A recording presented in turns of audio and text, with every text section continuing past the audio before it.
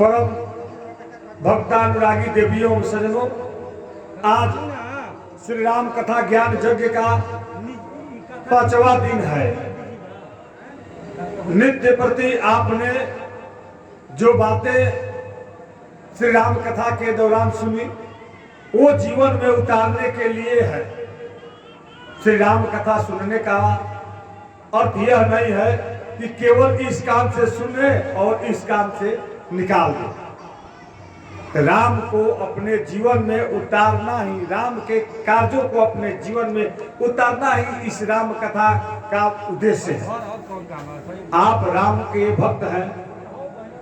राम भक्तों के एक पहचान होती है कि राम की जीवन मर्यादा में ही जिया। राम ने अपने जीवन को मर्यादा में ही जिया है। राम का जीवन मर्यादा के लिए ही जाना जाता है। यदि आप अपने जीवन में मर्यादित होकर के कोई भी कार्य करते हैं तो आपका जीवन सचमुच वंदनीय और सम्माननीय होगा। आपके हर कार्य से समाज को कुछ ना कुछ लाभ होगा। रामचरितमानस एक ऐसा ग्रंथ है जिसमें दुनिया का हर चीज समाहित है।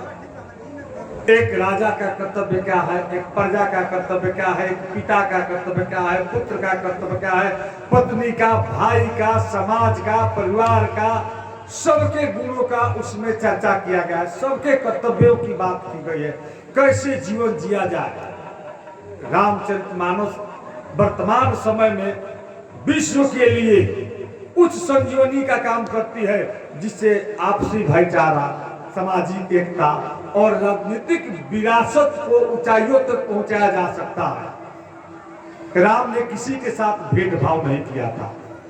उसने सबको गले लगाया।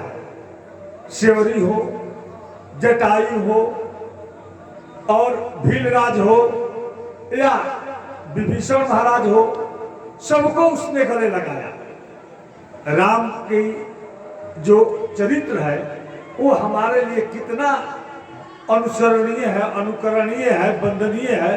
ये यदि इस पर हम सोचते हैं तो जीवन में ऐसा पल आएगा जो आपको उस ऊंचाई तक ले जाएगा। यदि आप रामचरितमानस के नियमित अध्ययन करते हैं, पाठ करते हैं। पाठ करने का मतलब क्या समझते हैं? केवल पढ़े कि जही गिरिचरण दे ही हनुमंता सोच पताल तुरंता, इसका अर्थ यही है? नहीं। मंगल भवन मंगलहारी, तो मंगल कैसे अमंगल को हरता है? ये आपका व्यवहार है। यदि आप सबसे मिल करके रहते हैं, सबसे मिल करके कार्य करते हैं, तो इस कथा में आपको बहुत कुछ चीजें मिलेगा। रामचरितमानस का महत्व आपको और हमको जरूर समझना चाहिए और अपने जीवन को उतारना, जीवन के व्यवहारिक उतारना चाहिए। जय श्री राम।